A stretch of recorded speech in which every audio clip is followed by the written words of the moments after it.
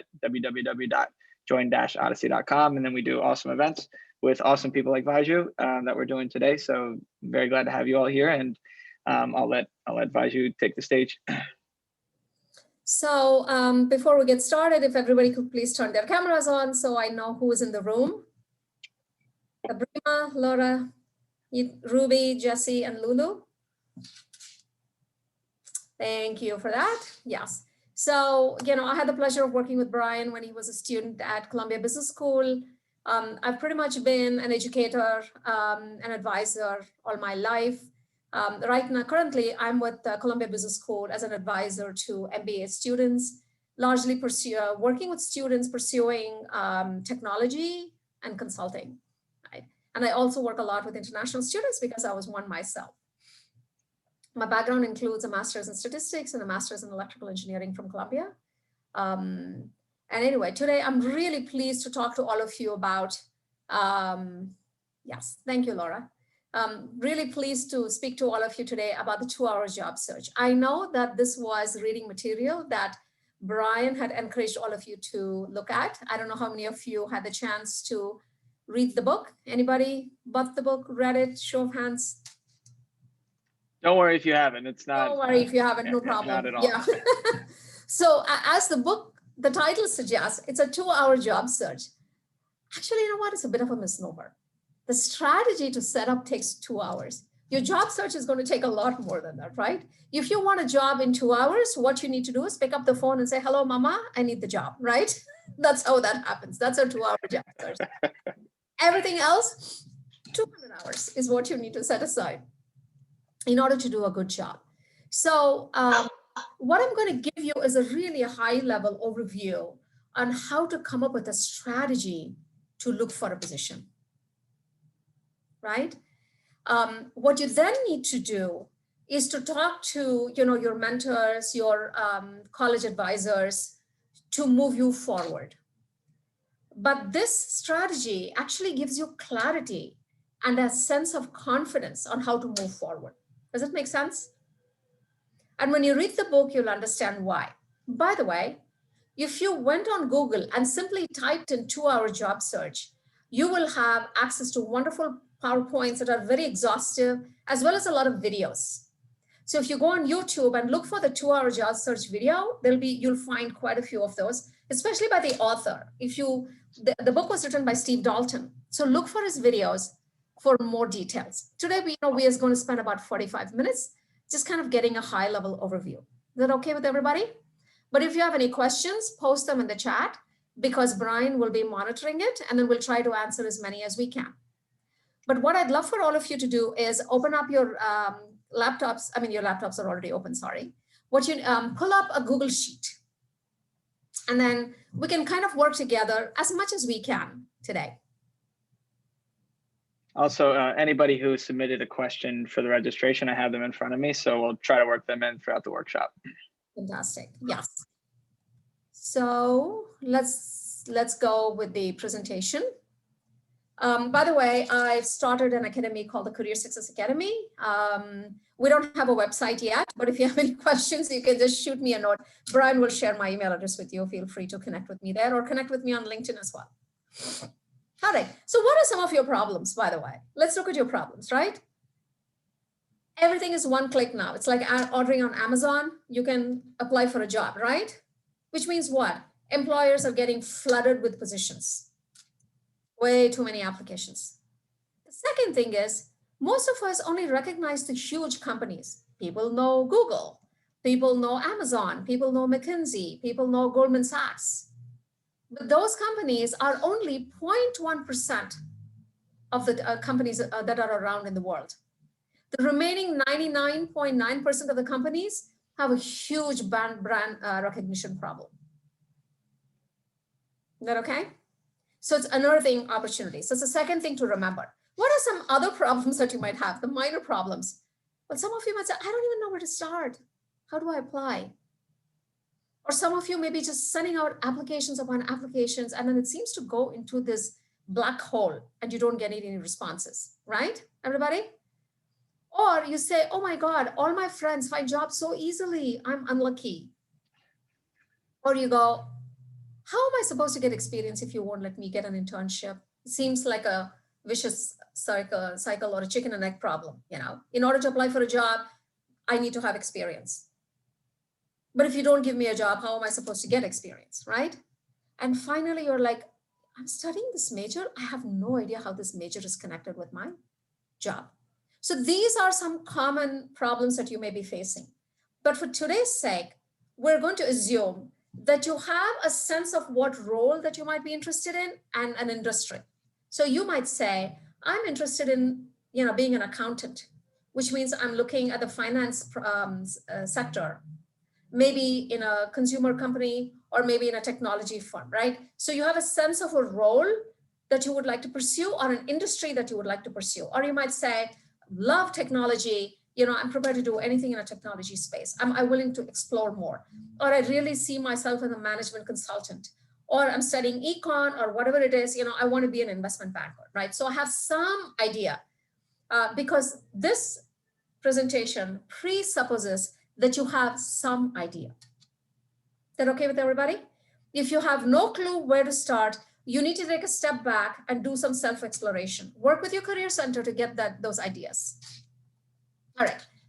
So by some level, right, you need to spend about 150 hours searching for a job. By the way, that number seems like to be a lot of time. But literally, you're thinking, 6 months, that's about 24 weeks. I'll put in 5 to 6 hours a week. So it is a regularity of working, job searching, rather than suddenly waking up in April and going, oh my God, I need a job in May, right? That's when you panic. And that's why if you're prepared, you create your own luck. So how are you going to apportion this time? The application, the interview part is the easy part. That's only going to take up about 20% of your time.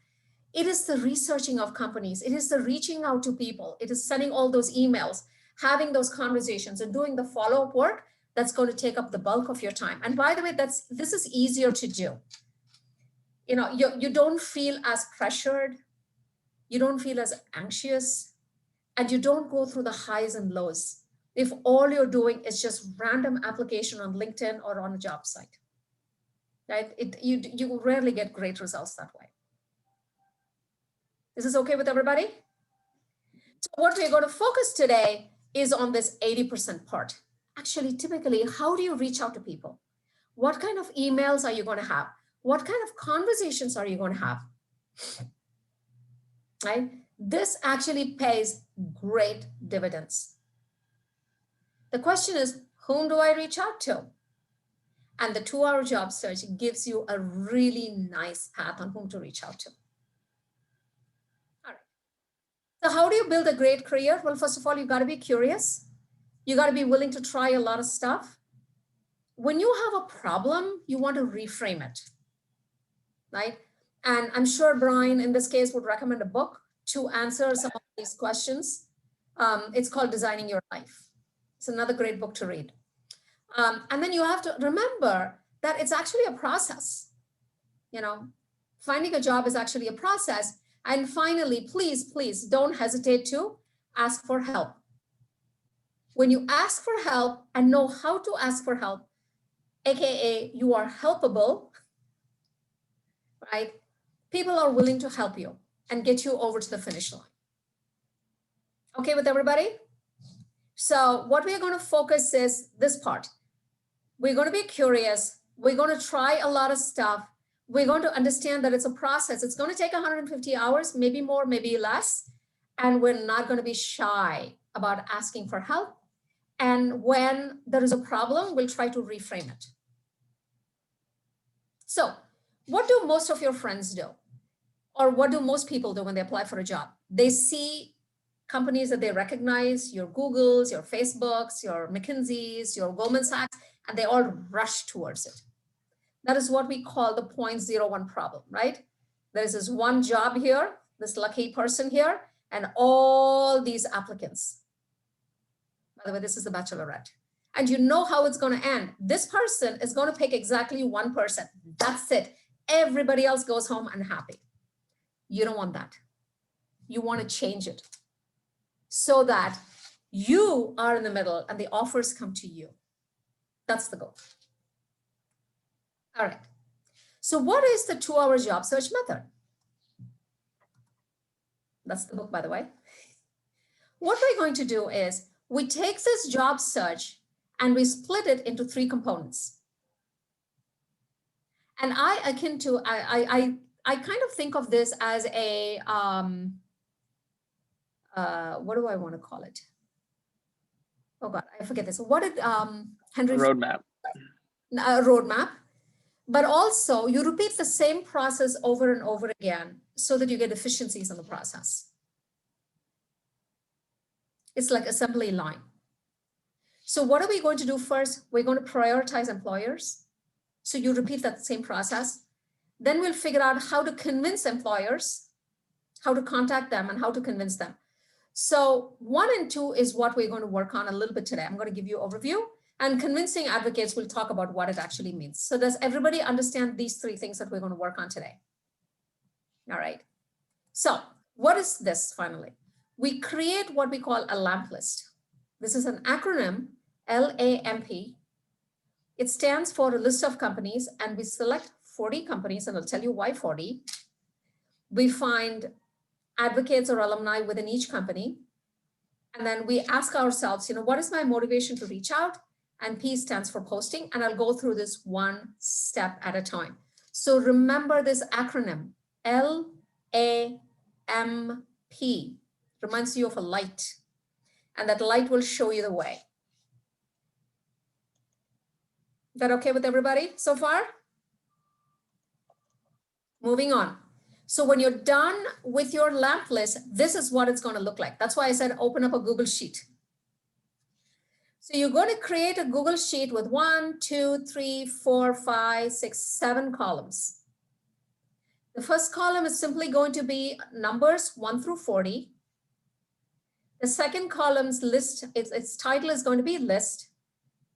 The third column is going to be alumni or advocates.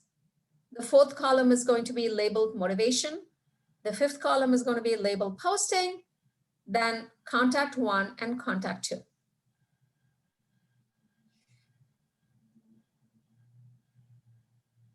And I'm going to go through 1 at a time now. So don't worry. So what are we going to do? Now that all of you have your Google Sheet open, I quickly want you to write down the names of at least 5 companies, your dream companies if you have any. Just type it in, everybody. I'm going to give you a minute, and then you're going to type in the names of 5 companies that you don't necessarily want to work in, but you want to learn more about. That's what it is. Let me repeat. Names of 5 companies that you want to learn more about. Can you type in the names of 5 companies, everybody? Or if you're doing it on a piece of paper, just write down the names. Caroline and Faria, can you turn on your camera if you can? And Lulu, are you there?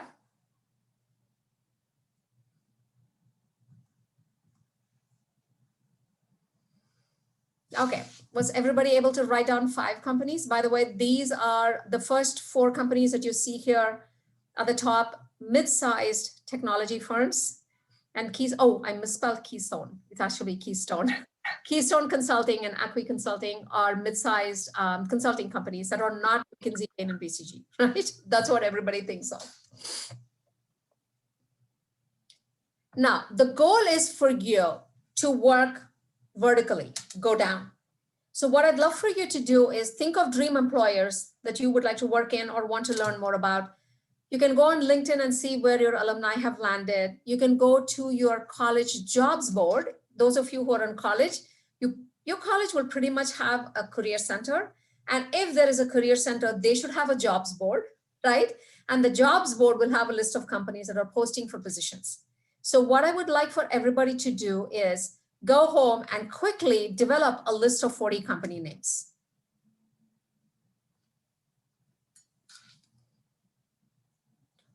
You can also talk to friends and families. You can go to Indeed.com. You can go to LinkedIn, and all you need to do is generate names. Okay, Why 40 companies? Why not 10? Why not 50? So the person who came up with this methodology, right, Steve Dalton, realized that 40 is like a sweet spot. This is through his own observations over the past 10, 12 years, right? If you were, coaching a basketball team and taking them to a match, a basketball team, you only need 5 people, correct? But you wouldn't go to a basketball match with just 5 people. Why? Things happen. Somebody gets injured. Somebody is not playing well that day.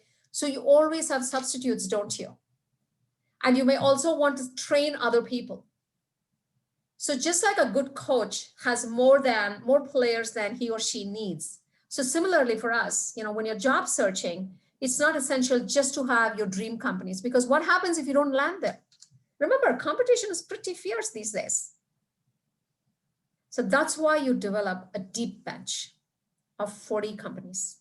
Once you develop 40 companies, you know what? The other thing that happens, you understand the space. You unearth companies you wouldn't even have thought of.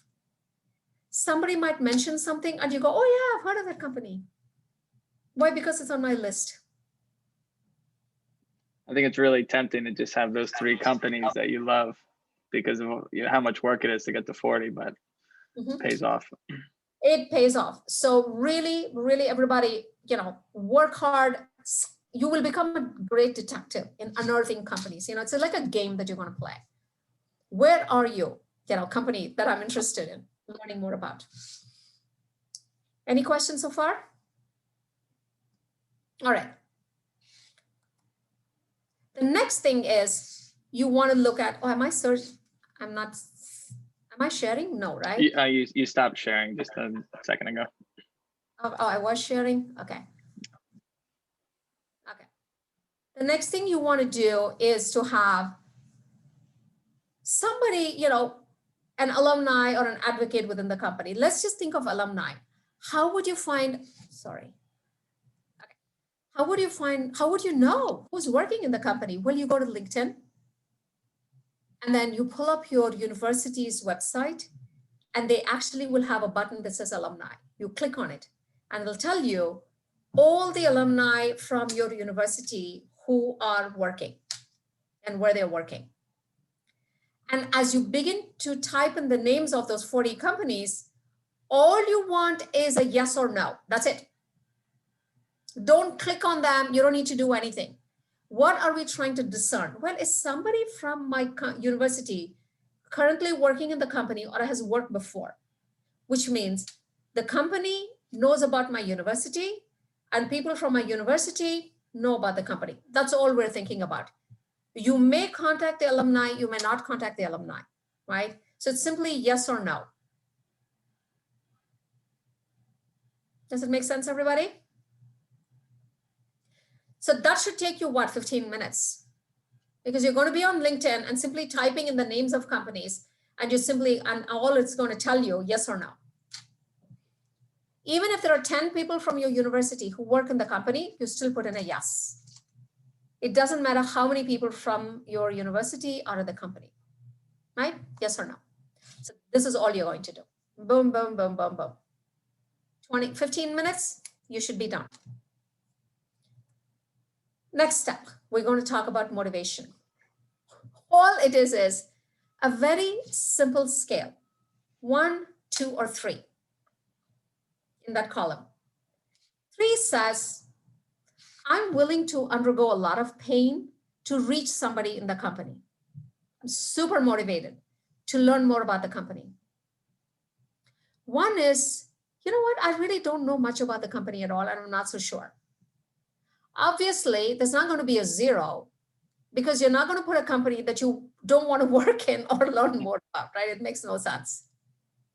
So 1, 2, or 3. 3 is super motivated to reach out to someone. 2 is somewhat motivated. 1, I don't know anything about the company.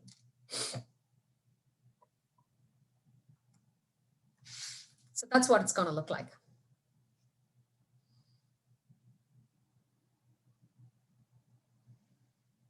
Just 1, 2, or 3. Very simple scale. Don't make it more complicated, guys. The beauty of the system is in the simplicity. How's it going, Clarissa? Good. The last one is, this is not super critical, but I think it is. P is a posting. And what it is it's a proxy for funding. Does the company have money? When do companies hire, by the way? Companies only hire if they have money, right? Right now, Columbia Business School is not hiring anybody. We have a hiring freeze.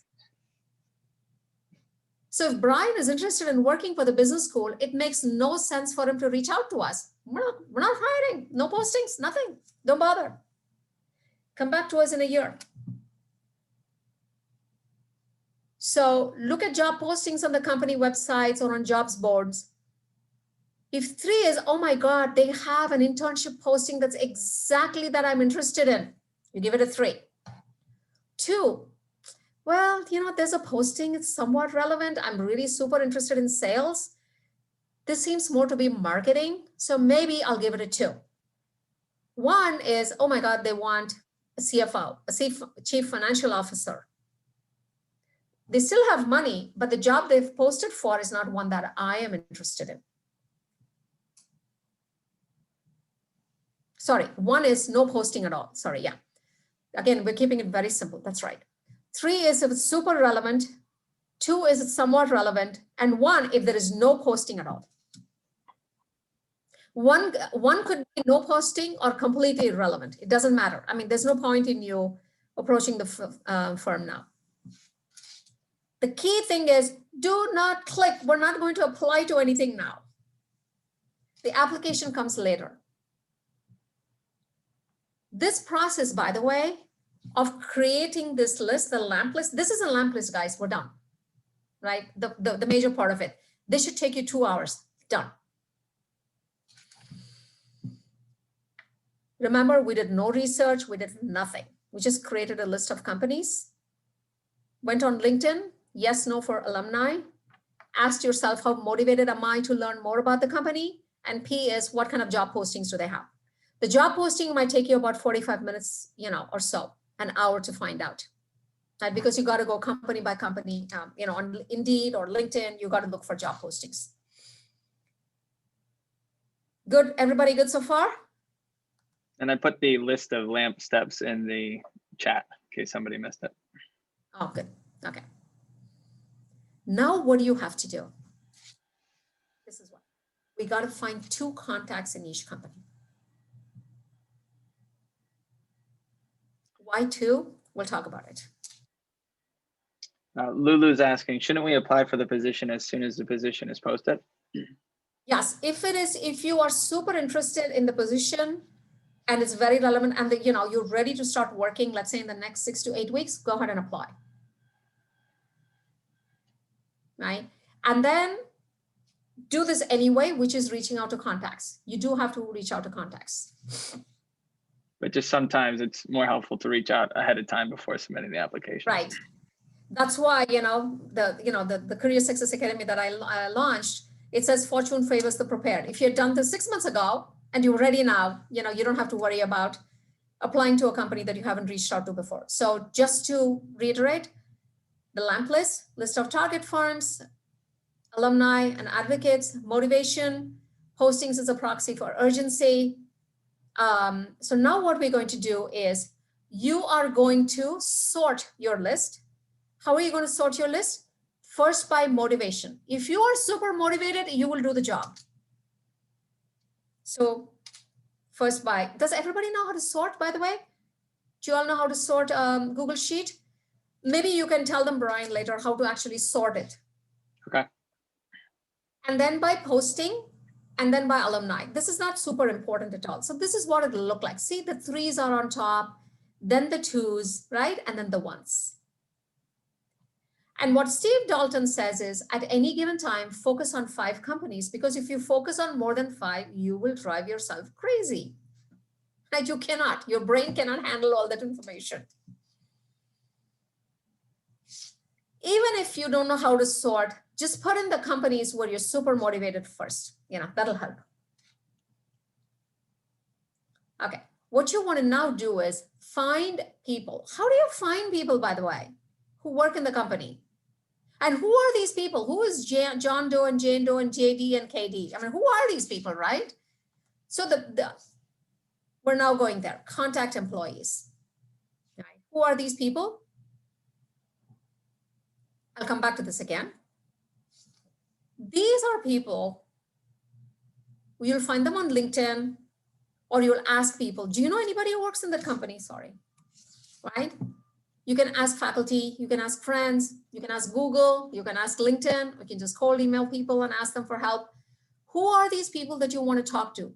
You want to talk to people who have done the kinds of job that you're interested in. So Brian, for instance, is a Columbia University grad in MBA. So what would you reach out to Brian for? If you're interested in doing an MBA, you would talk to Brian. Would you talk to Brian if you're interested in engineering? Probably not, right, Brian? Definitely not. Yeah, if they came to you and said, Brian, I'm interested in applying to Columbia Engineering, can you help me? Brian is going to go, I don't know. You need to talk to somebody who's doing engineering at Columbia, right? So if you're interested in marketing at a technology firm, you want to find on LinkedIn somebody who works at that company and is in the marketing field, because they will give you good advice. So the whole goal is to understand what it means to work for the company. What is your role like? So you want to talk to people who, what we call function. Function is a role, right? It's relevant to you. If you're interested in being a computer science person, you would talk to somebody, who does coding. If you're interested in marketing, you would do that. If you're interested in finance, you would reach out to somebody who works in the finance department. Is that clear to everybody? There's a big gap in the where to find them. I don't see Odyssey listed. So good. When I send you the PowerPoint, use Odyssey and then go. Yeah. Brian can give you a list of people you can reach out to, right, Brian? It's totally searchable, and yeah, if they're on Odyssey, they're there to help you out. So it's right, already the mentors at Odyssey. That's right. I should have asked that. The mentors at Odyssey should be able to help you find people. Okay. Why do you want to talk to somebody? Because you want to get advice from them. What is it like to work for this technology firm? What is it like to do marketing for this firm? And when you tell them, I don't know, tell me, people will really give you thoughtful advice. And if you listen well, and if you're a good mentee, chances are they might recommend you for the position as well. All right. So there are three kinds of people when you reach out. What we call the curmudgeons. You send somebody an email and they don't respond to you at all. Then you have the obligates. People who really string you on. They appear to be helpful, but they don't help you. These are people who waste your time, by the way. Be very careful about the obligates, okay? And finally, the boosters. They give you help, like a Brian, and they root for your success, okay? So what do you do with the curmudgeons? Don't take it personally, guys. Just move on. The obligates, really, you need to cut them soon. They're toxic because they waste your time. How can you identify those? Yeah, so it's about to come. These are people who make appointments and cancel at the last minute. These are people, we all have friends like that, right? These are people who say, I'll connect you to so-and-so. And then you say, oh, thank you, this is fabulous. And then you send them a follow-up email, they ghost you. Right? Never take these things personally. You know what? I'm not saying they're bad people. They may intend to do well. They simply don't follow through. They could be procrastinators.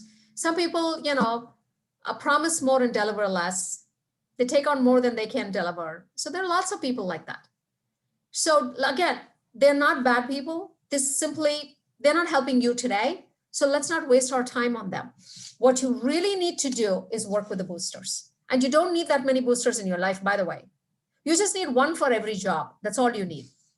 Remember, you're reaching out to 40 companies and you have 2 contacts in each. You have 80 contacts. Among the 80 contacts, I'm sure there's one good person there who's going to be your booster. Again, Please do not take it personally. You don't know these people. You know, they're not your cousins. So let's move on. Okay. So what I'll do is, by the way, Brian, I'll send you sample emails that people can, that you can forward to all the attendees. Okay, that'd be super helpful. Yeah. So by the way, the cold emails that you're going to send are going to be just cut and paste. Very, very simple emails that have minimal information, less than 100 words. Yeah, easy. Subtle, you ask for advice. You don't ask for a job.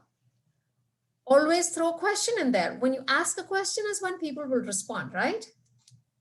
And then the whole thing is about them. It's not about you.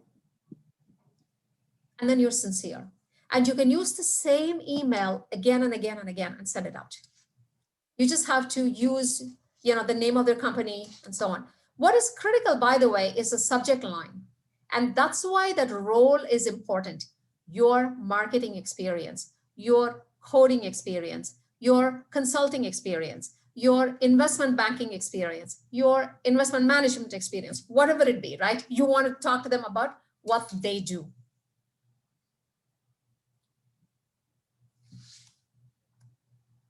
All right. So we said, you know, find 2 people in relevant roles from LinkedIn. And then now you got to convince them to like you. So you email them and then they say, sure, come on in, just like you speak to a mentor, right? What do you do when you have 30 minutes with someone or 20 minutes with someone? So what you do is, there are 3 phases. First, you go in and say, hi, how are you? Right? You build rapport. And then the next phase is what is called the Tiara Framework. By the way, this thing is so scripted. It's beautiful. We tell you what questions to ask. Very, very generic, open-ended questions, but somewhat relatable so that they can give you good answers. And then phase 3 is, you know, how to close and how to recommend requests, you know, small talk. You can say, would you tell me a little bit about your background and how you came to work for, you know, Odyssey, right? You can ask Brian that question. And then you're watching them and saying, is this person personable? Do they laugh? Do they want to connect with me? How does a person, you know, you're looking for nonverbal cues as well. How do they connect with me? And then what projects are you working on now? You know, just generic question. So the primary goal with small talk is simply to build rapport. Where are you from? Where did you go to? I noticed on LinkedIn that you went to University of blah, blah, blah. How was it? You know, simple questions. Then you move into the main phase, phase 2, the Tiara Framework. This is where you ask about their position, ask about their career path, and ask about their current job. Let's say you're interested in marketing, right? And, you know, clearly you're not talking to, you may be talking to an intern, but let's say you're talking to somebody who's been working there for 2 to 3 years. So you want to ask them about trends. What trends are they seeing? What insights do they have into the position? What resources do they use? What projects are they working on? And what advice do they have for you? So if you use this framework, you can ask the same 5 sets of questions to everybody you meet. So you go with your notebook, you have your questions written down, you ask them, and as they are talking to you, you write down their answers. You notice all you're doing is asking questions. You're not saying anything. There was a question submitted beforehand where I think this is a good spot to address it, but it's how can the interviewee make the interviewer feel comfortable? And maybe some students are uncomfortable asking all these questions, but then how can they make the professional feel comfortable? I actually have a slide for that. Oh, okay. All right. So yeah, we'll address that. Thank you for that question. Okay, so here are some sample questions. What trends are impacting your business right now? What's been your most valuable experience there and why? Advice. What can I do right now to best prepare for a career in this field? By the way, you're going to be mailing them this deck, right? Or you're taping it. Oh, by the way, he's taping this. So for those of you who are taking notes, do take notes, but then you can also watch the recording and then write down the questions as well. What projects are most common or important in your work? You're really trying to ask yourself, if I'm going to be in this person's shoes, what might my life look like? What might my day look like? Right? What kind of projects would I be engaged in? What kind of skills would I be using? And so on. So this is the thing. How do you make someone feel comfortable? You just have to be this adorable little puppy. What does it mean? You listen. You ask good questions, you smile, and then you don't have to sell yourself. You just have to ask good questions. Let's say something they say you don't understand. You say, you know what? I didn't quite understand that. Could you please elaborate? That signals to the person that you're paying attention. You can say, oh, that was fascinating. Can you tell me more? And they'll tell you. Think about it, right? How many people actually get asked about what they do at work? Think about your dad or mom. They come home and what do they say? Oh my God, it was a busy day. Let's eat, right? Nobody says, Mom, what project are you working on? What skills do you use? Your mom's gonna go, huh? You wanna know that, right? So very few of us get asked about our day-to-day jobs, and people love talking about themselves. So don't worry about it. As long as you listen attentively and you take notes and you ask good follow-up questions, they will like you. They will not feel uncomfortable. What I might recommend that you not do is, let's say for some reason their company has been in the news recently for all the wrong reasons, and it happens, right? You may not want to bring that up, right? You walk in, oh, I just noticed that so-and-so got arrested. No, we don't want to bring that up. That would definitely make them feel uneasy. The other thing that would make them feel uneasy is, can you help me get a job? Right? And then they'll just clam up. So the thing you're asking for is advice. And you know what? They'll also ask you, so what are you doing? What are you up to? So it's important when you go to these meetings is to have a little way to introduce yourself and talk a little bit about the skill sets that you have or your interests. Okay. All right. Now, this is important, guys. So at the end of the conversation, you're going to thank them and say, you know, oh my God, I have so many more questions. I know our time is up. You know, I want to be mindful. So you need to learn how to wrap things up. And then say, you know, I'd love to stay in touch with you if that's okay. And most of them will say, sure. But if they give you homework, or if they say, you know, contact so-and-so and so on, follow up, please. This is where people drop the ball. They do all this work, they meet someone, and they don't send a simple thank you note and then staying in touch. Then people say, oh, you know what? This person just came and asked for information and left, and they don't feel nice either. You know, imagine if you help somebody and they didn't bother sending you a thank you note, or they just forgot about you all the time. So you think, you know what? That was very transactional. This person wanted this information, and that's the only reason they reached out to me. Also on Odyssey, there's in the post office hour survey, if you put in the feedback question, if you put the feedback to the professional, they get that note. And like, that's been an awesome way for a lot of students to provide a quick thank you note to the professional.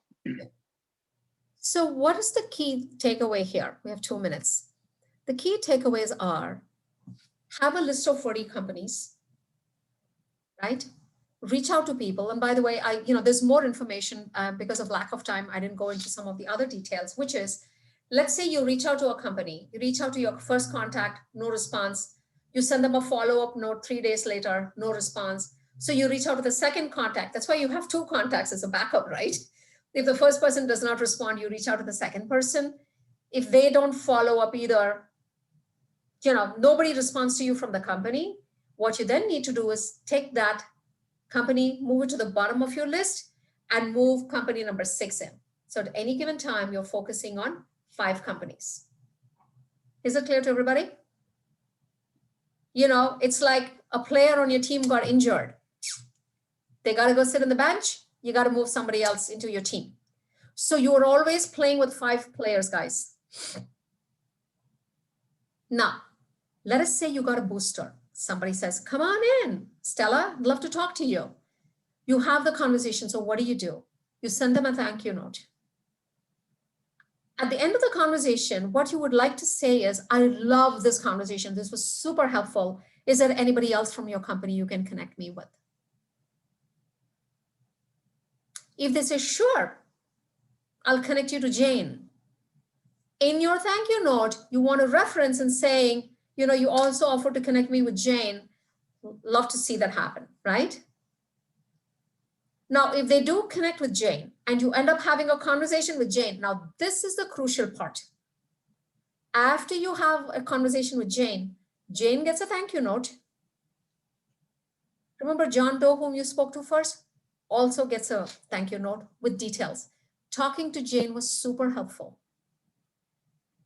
Now, both John and Jane are saying, how can I help Stella? She's so good with her thank you notes. She tells me what she's doing. People, it gives all of us a rush when we help someone and they come back and say how helpful that was, right? You would do the same thing. Now, so what's going to happen in the future, right? Every 4 to 6 weeks, they're going to get a note from you. That is where people drop the ball, is in the follow-up. When you do the follow-up sincerely, right? And it's easy to write to them every 4 to 6 weeks and don't wait for them to respond. Even if they don't respond, that's fine. But you're always in their radar. They are thinking of you. And you know what? When an internship or a full-time offer comes up, they will think of you. Why? Because you have bothered to stay in touch.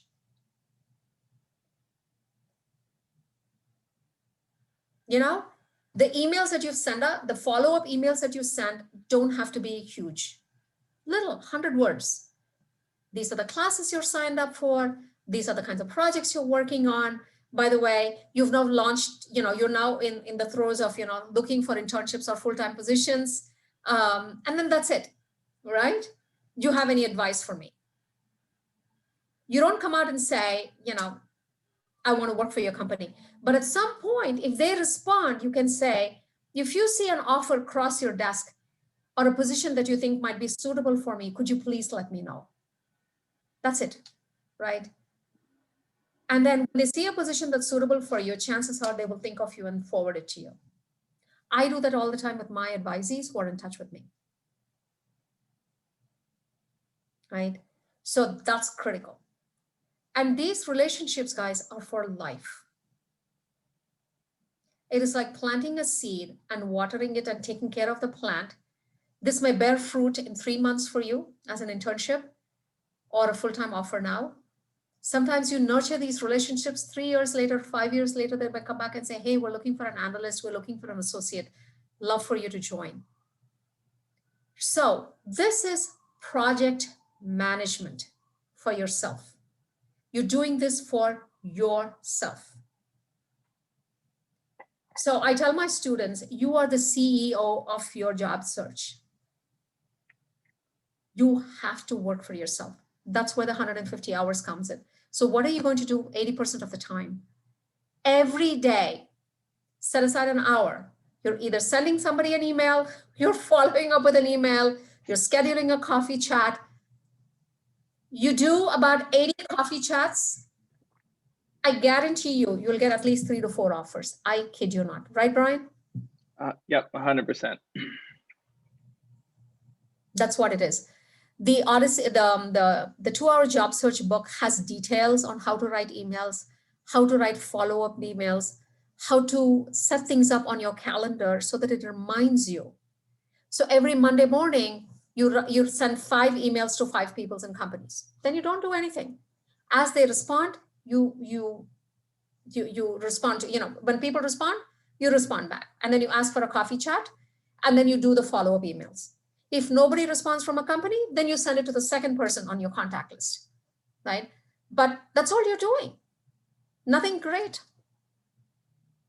And because you've had these conversations, your interviewing is that much easier. Because they've told you what the job is all about. You get really comfortable with the space. You learn the vocabulary of that industry. So you speak like an insider. When they are interviewing them, you say, oh, I spoke to so-and-so in your company. This is what they said about the job. This really appeals to me. I believe in the values of the company. I believe in the mission of the company. You're indicating interest. You become very easy to be hired by the company. Think about this, right? Let's say there are 100 applications for a job. 10 people come with referrals. Why? Because they have spoken to somebody within the company. I guarantee you, of the 10, there'll be very few who've had like 3 or 4 conversations or 3 or 4 emails with somebody. Your resume will stand out because you'll come with an internal advocate. That's it. There's no secrets. All of you are going to be working, if you're all 20 years old, you're going to be working for the next 50 years. I guarantee you that. You're going to do this multiple times. But if you do it right, you'll be at a job you love, right? Yeah. Even if you're in the industry that you love, you may go, I want to switch companies because there is this brand new company and they're doing this phenomenal things that I've just discovered. It's very easy. You'll go back, create your 30, 40 company list and do it every 3 to 5 years. Mm-hmm. Awesome. Well, this is an amazing toolkit, and we'll definitely share the PowerPoint presentation that you provided with everybody who was on the call and everybody who was taking notes. Like Vyju mentioned, we also have the recording, so you can also, if you missed anything, we can do that and you can check that out. And if you have any questions for Vyju, I shared her email in the chat, but you can also reach out and I can connect you with her, definitely. But this has been awesome, and just thank you, Vyju, for doing this for us. This is super helpful, and to everybody who came, like, thank you for coming. And just super important, make sure you do the post event survey that we have. That helps us do more events like this and just make them as helpful as possible. So thank you, Vyju. You're welcome. Bye, everybody. Happy searching.